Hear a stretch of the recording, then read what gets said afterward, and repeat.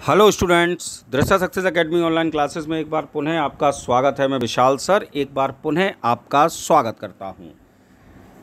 आज मैं अपने LT grade, junior super TET और वे विद्यार्थी जो कि जीआईसी लेक्चरर की तैयारी कर रहे हैं उनके लिए हिस्ट्री ऑफ इंग्लिश लिटरेचर से कनेक्टेड एक वीडियो लेकर आया हूं। The romantic as poetry part 1 1798-1837 यानी कि रोमांटिक एज से कनेक्टेड जो पोइट्री से क्वेश्चंस हो सकते हैं उनका संग्रह लेकर आया हूं मैं। और ये इसका पार्ट 1 है रोमांटिक एज का। और 1798 से 1837 मैंने इसलिए लिखा है क्योंकि रोमांटिक एज का टाइम जो है वो है आपका 1798 से लेकर 1837 तक। और इससे पहले मैं नियो क्लासिकल और ऑगस्टन एज तक पोइट्री से कनेक्टेड वीडियो मैं आपको ऑलरेडी दे चुका हूँ हिस्ट्री ऑफ इंग्लिश लिटरेचर में। ठीक है ना साहब। अगर आपने अब तक वो वीडियोस नहीं देखे हैं तो प्लेलिस्ट में जाकर प्लीज़ उनको देखें क्योंकि ये आपकी आगामी परीक्षाओं में बहुत हेल्पफुल होंगे। तो सीधा मैं वीडियो स्टार्ट करता हूँ इधर उधर की बात ना करते हुए। पहला question, which book is subtitled showing the two contrary states of the human soul.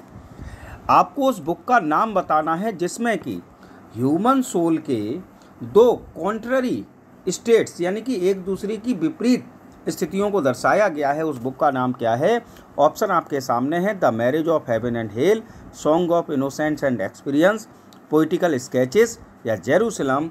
तो भैया ऑप्शन बी आपका राइट आंसर है, songs of innocence and experience. ठीक है ना भाई। और राइटर का नाम हम सब जानते हैं, विलियम ब्लैक साहब। चलिए अगला क्वेश्चन आते हैं। Whose mother died when he was very young and who was sold before his tongue could scarcely cry in the poem London। जब हम विलियम ब्लैक साहब की पोएम लंदन पढ़ते हैं तो उसमें एक जगह लाइन आई है when he was very young, जब वह बहुत छोटा था, एंड उसकी माँ मर गई। whose mother died यानी किसकी माँ मर गई जब वो बहुत छोटा था, and who was sold before his tongue could scarcely cried, और बड़ी मुश्किल से उसकी जीभ अभी रोना ही सीखी थी, उससे पहले उसे बेच दिया गया। तो ये हुज यानी कि किसके लिए ये बात कही? द स्कूल बॉय के लिए, द लिटिल ब्लैक बॉय के लिए, द चिमनी स्वीपर के लिए या द लिटिल बॉय लॉस्ट के लिए?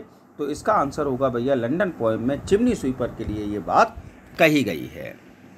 चलिए अगले क्वेश्चन पर आते हैं। Question number 3, Blake once pushed a soldier out of his garden. एक बार ब्लैक साहब ने एक सैनिक को अपने गार्डन से बाहर निकाला। And all the way to a nearby inn where the soldier was quartered, और पास में एक सराय थी जहां उसने क्वार्टर लिया था, वहां से भी निकाल दिया था। Soldier then charge Blake with what, उसके बाद उस सैनिक ने ब्लैक पर एक आरोप लगाया। किस चीज़ का आरोप लगाया? ब्लेस्फेमी का, एजॉल्ट का, सेडिटिशन का या बैटरी का? तो साहब जो आरोप लगाया था तो वो लगाया सेडिटिशन। काय का आरोप लगाया था साहब? सेडिटिशन का आरोप लगाया। तो इसलिए ऑप्शन सी इसका राइट आंसर है। चलिए क्वेश्चन नंबर 4 पर आते हैं। Which work contains a little page which work contain a title page depicting a naked man throwing himself upon a scantily clad woman while another woman looks on. यानी कि आपको उस work का नाम बताना है जिसमें ये दिखाया गया है, उस मतलब टाइटल बताना है जिसमें कि एक नेक्ड व्यक्ति जो होता है वह स्कैंटिली क्लैड वुमेन की ओर जाता है, while another women looks on, जबकि दूसरी एक वुमेन जो है वो उसका ऐसे करते हुए देख रही होती है। तो आपको उस बुक का नाम बताना है, the book of Thel, vision of the daughters of Albion, the marriage of heaven and hell, the four Zoas. तो इसका राइट आंसर है option a, the book of Thel. चलिए भाई नेक्स्ट आता है आपका क्वेश्चन नंबर 5।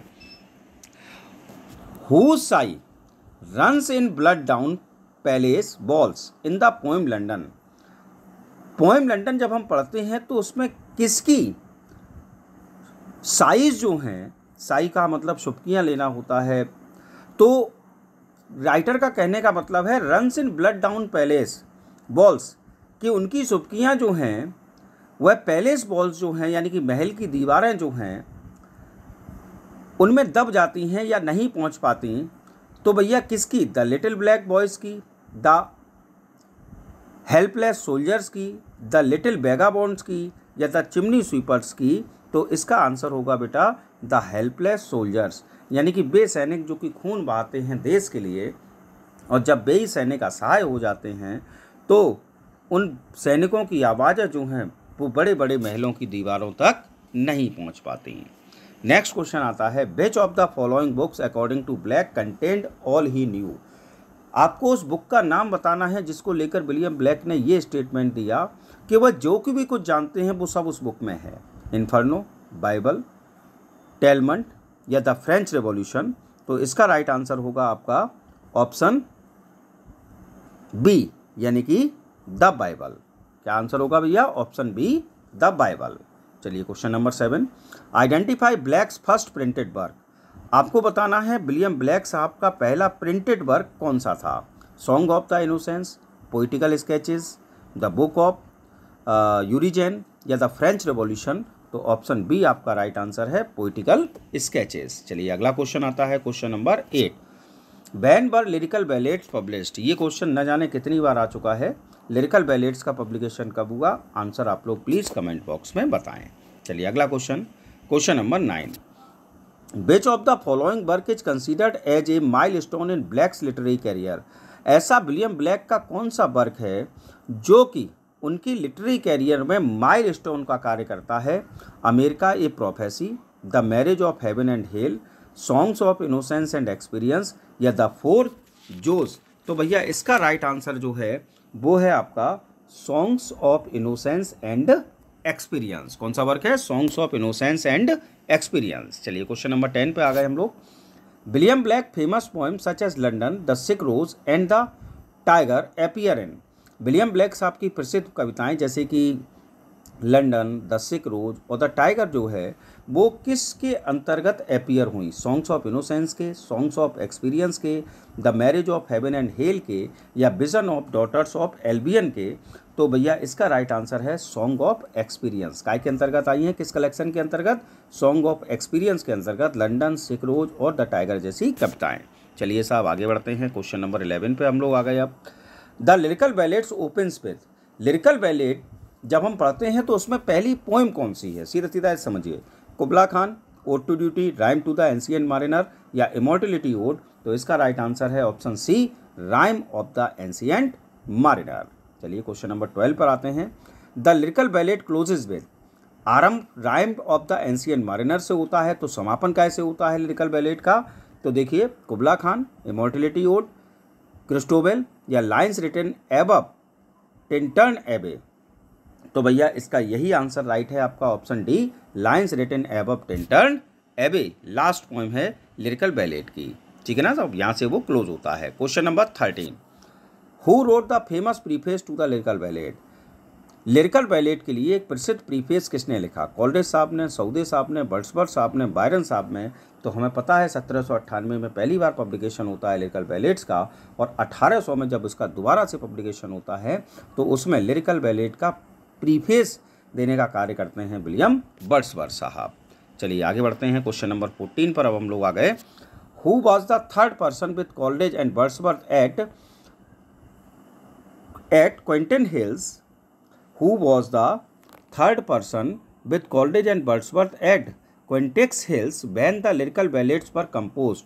यानी कि लिरिकल बैलेट का जब कंपोजिशन हो रहा था उस समय कॉलरेज और वर्ड्सवर्थ साहब के साथ तीसरा व्यक्ति कौन था? Robert Southey, Walter Scott, Dorothy Wordsworth या मैरी लैम? तो भैया इसका राइट आंसर है विलियम वर्ड्सवर्थ के साथ हमेशा रहने वाली उनकी बेस्ट फ्रेंड, उनकी सिस्टर, और नाम था डोरोथी वर्ड्सवर्थ। चलिए साहब आगे बढ़ते हैं, क्वेश्चन नंबर 15 पर हम आ गए। क्वेश्चन नंबर 15 है, what was Wordsworth professed aim in the lyrical ballad? Lyrical ballad के अंतर्गत वर्ड्सवर्थ साहब का प्रोफेस्ड उद्देश्य क्या था? Option A, purge poetry of all concept, simplicity of diction, make it intelligible to common people, या all of the above? तो अगर देखा जाए तो डी ऑप्शन इसका बिल्कुल सटीक है, purge poetry for all concept, simplicity of diction और make it intelligible to common people. ठीक, चलिए आगे बढ़ते हैं, क्वेश्चन नंबर 16 पर आ गए। Who was held by critics as the first living poet and one of the greatest that England had ever produce. किस कवि के लिए ये बात कही जाती है कि he was held by critics at the first living poet and one of the greatest that England had ever produce. पहला लिविंग पोइट और इंग्लैंड में जितने भी पोइट हुए उनमें सबसे महानतम पोइट किसको कहा जाता है? स्कॉट, डन, वर्ड्सवर्थ या ड्राइडन? तो भैया ऑप्शन सी आपका राइट आंसर है, विलियम वर्ड्सवर्थ को कहा जाता है। चलिए साहब आगे बढ़ लेते हैं। Which romantic poet coined the famous phrase spots of time? किस रोमांटिक पोइट ने एक फ्रेज दिया spots of time? John Keats, William Wordsworth, S T. Coleridge या लॉर्ड बायरन? तो भैया इसका राइट आंसर है आपका ऑप्शन बी, विलियम वर्ड्सवर्थ साहब ने ये टर्म दिया है स्पॉट्स ऑफ टाइम, यानी कि फ्रेज दिया है term spots of time. Next question आता है अब आपका question number 18। In which of the following spiritual appeal of nature is expressed in almost every line? ध्यान सुनिए question, in which of the following, इनमें से किसमें, निम्नलिखित में से किसमें spiritual appeal of nature is expressed in almost every line? लगभग प्रत्येक लाइन में एक स्पिरिचुअल अपील हमें दिखाई देती है, ऐसा कौन सा वर्क है? तो भैया to a highland girl, stepping westward, Tintern Abbey या सॉलिटरी रीपर? तो इसके लिए अगर हम बात करें तो प्रत्येक लाइन में अगर स्पिरिचुअल अपील अगर दिखाई देती है तो वो है विलियम वर्ड्सवर्थ साहब का वर्क टिंटर्न एबे। ठीक है साहब, चलिए आगे बढ़ते हैं। क्वेश्चन नंबर 19 पर अब हम लोग आ गए। 19 नंबर क्वेश्चन है, who wrote lines written a few miles above Tintern Abbey? तो अभी आप जान ही गए हैं टिंटर्न एबे विलियम वर्ड्सवर्थ की है, तो ऑप्शन ए आपका राइट आंसर है। चलिए 20 number question, which of the Wordsworth work records his impressions of A manufacturing district in northern England? यानी कि विलियम वर्ड्सवर्थ साहब का कौन सा वर्क ऐसा है जो कि नॉर्थर्न इंग्लैंड के मैन्युफैक्चरिंग डिस्ट्रिक्ट को इम्प्रेशन में लिखा गया? तो excursion, the ruin cottage, prelude या नन ऑफ दीज? तो इसका राइट आंसर होगा option a, the excursion. The excursion work जो है वह एक ऐसे आप कह सकते हैं मैन्युफैक्चरिंग डिस्ट्रिक्ट जो है नॉर्थर्न इंग्लैंड में उसके इम्प्रेशन को शो करता है। ठीक है साहब, चलिए आगे बढ़ते हैं। Who wrote Lucy poem? सबने छोटे पे लूसी पोएम्स पढ़ी हैं, लूसी ग्रे वगैरह, और हम सब जानते हैं कि इसका राइट आंसर क्या है, विलियम वर्ड्सवर्थ। चलिए 22 number, the concept of phantasm believes in? अगर हम कॉन्सेप्ट ऑफ फैंटेज्म की बात करें तो ये किस चीज़ में बिलीव करता है? Objectivity, healing power in nature, confession या नेचुरल क्लेमिटी? तो ऑप्शन बी जो है वो आपका राइट आंसर है, हीलिंग पावर ऑफ नेचर में ये क्या करता है, बिलीव करता है। चलिए भाई नेक्स्ट आगे बढ़ते हैं। Question number 23, Wordsworth believed in the concept of? Wordsworth साहब की अगर हम बात करें तो वर्ड्सवर्थ साहब किस कॉन्सेप्ट में बिलीव करते थे? हेलेनिज्म, पैंथेज्म, नेगेटिव कैपेबिलिटी या बिलिंग सस्पेंशन ऑफ डिसबिलीफ? तो भैया इसका राइट आंसर है पैंथेज्म। ठीक है ना, वर्ड्सवर्थ साहब बिलीव करते थे कॉन्सेप्ट ऑफ पैंथेज्म में। ठीक है साहब, चलिए आगे बढ़ते हैं। क्वेश्चन नंबर 24 अब आपका आ गया, aids to reflection is written by? एक वर्क है साहब एड्स टू रिफ्लेक्शन, ये वर्क किसने लिखा? वर्ड्सवर्थ ने, कॉलेरिज ने, विलियम ब्लेक ने या पॉटर साहब ने? तो इसका राइट आंसर है एस.टी. कॉलेरिज साहब का वर्क है एड्स टू रिफ्लेक्शन। चलिए भाई आगे बढ़ते हैं। क्वेश्चन नंबर 25 पर आ गए हम लोग। Who amongst the following was reforming poetry और अपहोल्डिंग द मोरल लॉ? इनमें से ऐसा कौन सा राइटर है जिसने पोइट्री को रिफॉर्म किया और मोरल लॉ को बनाए रखा? स्कॉट, वर्ड्सवर्थ, कीट्स या बायरन? तो भाई इसका राइट आंसर है आपका विलियम वर्ड्सवर्थ। चलिए question number 26, who wrote religious musings? Religious musings नामक वर्क जो है वो किस राइटर का है? वर्ड्सवर्थ, कॉलेरिज, जॉन गिब्सन या फ्रांसिस जेफरी? ऑप्शन बी आपका राइट आंसर है कॉलेरिज साहब का। चलिए अगला question, question number 27, the fall of Robespierre is written by?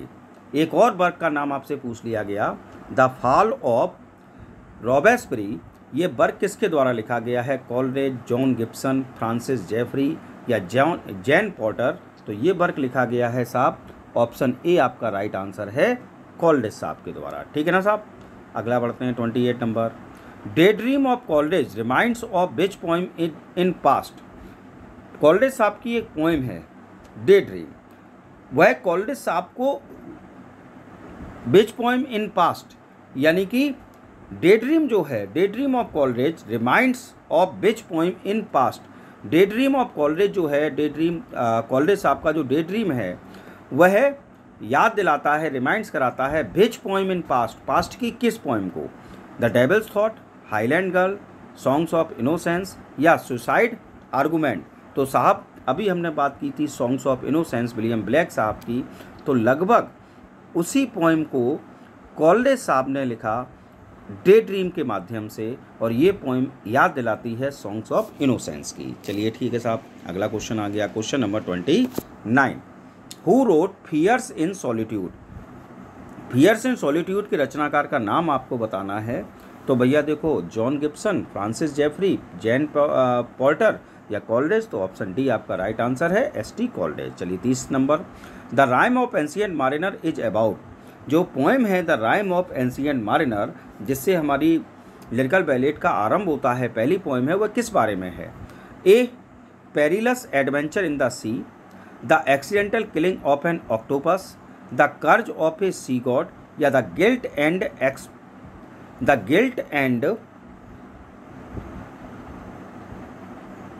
एक्सपीटेशन of the ancient mariner. तो the guilt and expiation of the ancient mariner के बारे में ये पोएम है। आपका नाम भी उसमें आ गया है, द एंशिएंट मारिनर। तो the guilt and expiation of the ancient mariner. चलिए साहब क्वेश्चन नंबर 31 पर अब आ जाते हैं। Which bird is killed by the mariner in the ancient mariner. जब हम एंशिएंट मारिनर पोएम पढ़ते हैं तो जो मारिनर उसमें दिखाया गया है, उसमें वह इस पोएम में किस चिड़िया की हत्या कर देता है। पेंगुइन की, फ्लेमिंगो की, एल्बेट्रॉस या स्वान। तो भैया इसका राइट आंसर है आपका ऑप्शन सी, एल्बेट्रॉस। कौन सी चिड़िया की को किल करता है, एल्बेट्रॉस को। ठीक है ना साहब। चलिए अगला 32। Who among the following wrote. नीचे लिखे हुए कौन से पोइट ने लिखा ode to France under the influence of the French revolution. यानी कि फ्रेंच रिवॉल्यूशन से प्रभावित होकर नीचे दिए गए पोइट में से किसी एक पोइट ने एक पोएम लिखी ओड टू फ्रांस। आपको उस पोइट का नाम बचाना है, वर्ड्सवर्थ, शेली, कॉलरिज या ब्लैक। तो ऑप्शन सी आपका राइट आंसर है, कॉलरिज साहब। चलिए आगे बढ़ते हैं। Which among the following is a fragment painting a gorgeous oriental dream picture such as in October sunset. यानी कि इसमें से कौन सी ऐसी पोएम है जो कि पेंटिंग को प्रदर्शित करती है, जो कि गॉर्जियस ओरिएंटल ड्रीम पिक्चर, जैसा कि अक्टूबर के सनसेट, अक्टूबर के महीने में सनसेट होता है, तो उसको बयां करती है। The fall of Robespierre, Christabel, day dream या कुबला खान। तो ऑप्शन डी आपका राइट आंसर है, कुबला खान। ठीक है ना साहब। चलिए आगे बढ़ते हैं। Question number 34। Which among the following is a fragment which सीज to have planned as the story of a pure young girl who fell under the spell of a sorcerer in the shape of a woman Geraldine। आपको उस poem का नाम बताना है जिसको कि ये कहानी दिखाई गई है कि एक यंग गर्ल है जो कि एक जादूगर जो है उसकी कसम में पड़ जाती है, बंध जाती है, in the shape of a woman Geraldine. और उस जादूगरनी ने अपना रूप, जादूगर जो है उसने अपना एक रूप महिला का लिया है गैरेल्डाइन के रूप में। तो ऐसा कहानी किस पोएम में है, day dream, the devil thought, Christabel या कुबला खान। तो इसका राइट आंसर है आपका ऑप्शन सी, यानी कि क्रिस्टेबल। कौन सी पोएम है साहब, क्रिस्टेबल। चलिए अगला बढ़ते हैं question number 35। What was on the banks of the Susquehanna, which was to be an ideal community in which the citizens combined farming and literature। यानी कि what was on the banks of the Susquehanna, which was to be an ideal community in which the citizens combined farming and literature। The fall of Robespierre, Kubla Khan, pantisocracy या day dream? तो भैया इसका right answer है option C, pantisocracy. ठीक है साहब, चलिए अगला बढ़ते हैं क्वेश्चन नंबर 36 की ओर। The phrase willing suspension of disbelief, the phrase willing suspension of disbelief, the phrase willing suspension of disbelief, willing suspension of disbelief occurs in, यानी कि जो फ्रेज है the willing suspension of disbelief, वह phrase किस work में आया है?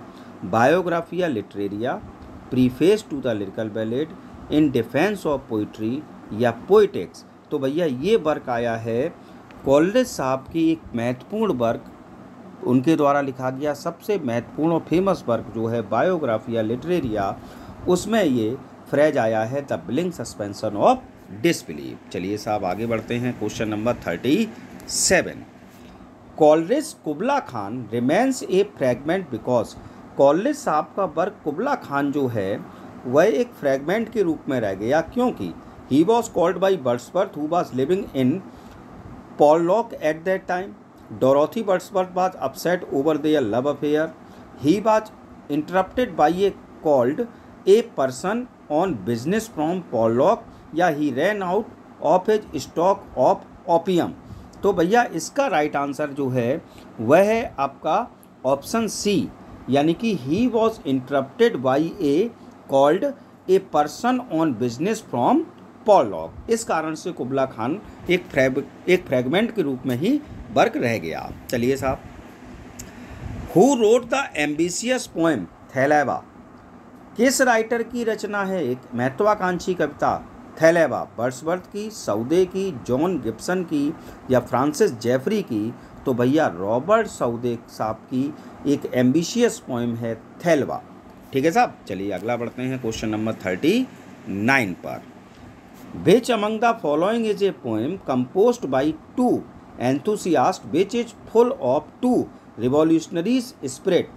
आपको उस पोएम का नाम बताना है जो कि दो एंथुसियास्टिक के द्वारा लिखी गई और टू रिवॉल्यूशनरीज स्पिरिट को उसमें दिखाया गया। उस पोएम का नाम है to a highland girl, the fall of Robespierre, Kubla Khan या डे ड्रीम? तो ऑप्शन बी आपका राइट आंसर है द फॉल ऑफ रोबेस्पेयर। ठीक है ना साहब, चलिए अगला बढ़ते हैं। Which among the following is a tale of Arabian enchantment, इनमें से कौन सी पोइम ऐसी है जिसमें कि अरेबियन एन्चांटमेंट जो है उसकी कहानी को दिखाया गया है? मैडॉक, रोडरिक, थैलेबा या द कर्ज ऑफ कैमा? तो भैया इसका राइट आंसर है आपका थैलेबा, ऑप्शन बी। चलिए अगला बढ़ते हैं। Old clouds was written by, old cloud was written by 41 question है। ओल्ड क्लूड नामक पोएम जो है, क्लूड्स पोएम जो है वो किसके द्वारा लिखी गई? सौदे, जॉन ट्रिप्सन, फ्रांसिस जेफरी या जेन पोर्टर? तो इसका राइट आंसर है आपका ऑप्शन ए, रॉबर्ट सौदे के द्वारा। चलिए अगला क्वेश्चन है। द बेल ऑफ सेंट केने वाज रिटन बाई, एक और पोएम का नाम पूछ लिया गया।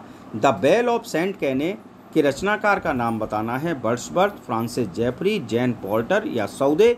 तो इसका भी राइट आंसर है आपका ऑप्शन डी, सौदे साहब की ये रचना है। 43 who pretends to know the secret, who pretends to know the secret, ठीक है ना, unwholesome side to Europe which generally hides itself in the dark?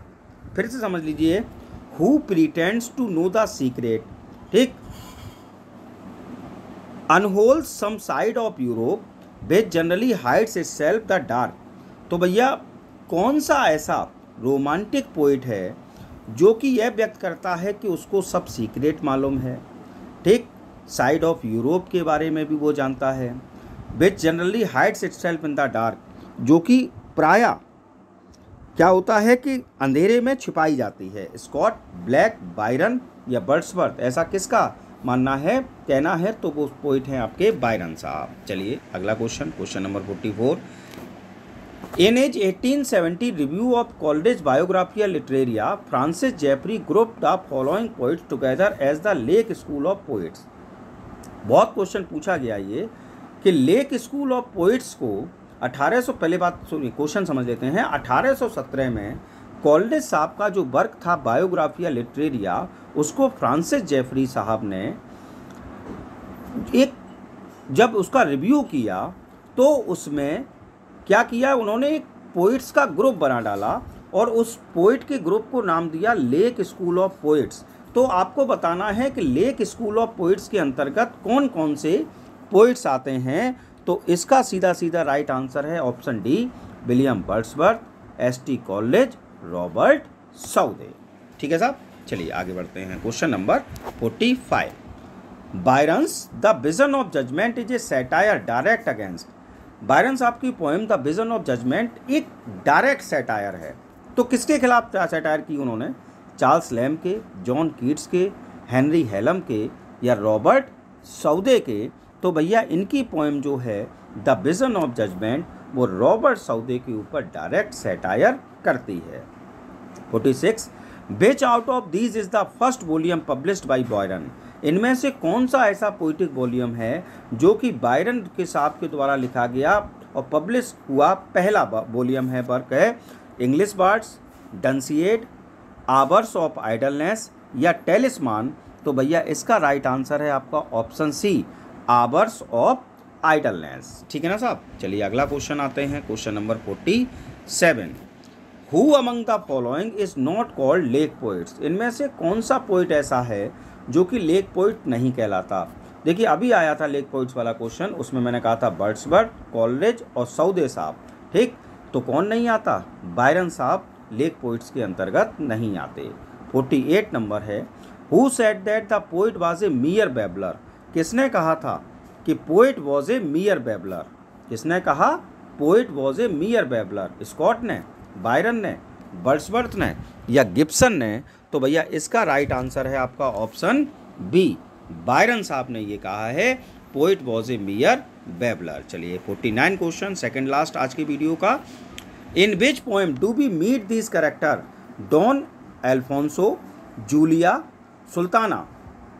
कौन सी ऐसी पोएम है जिसमें कि हमें ये कैरेक्टर देखने को मिलते हैं, डॉन अल्फोंसो, जूलिया और सुल्ताना।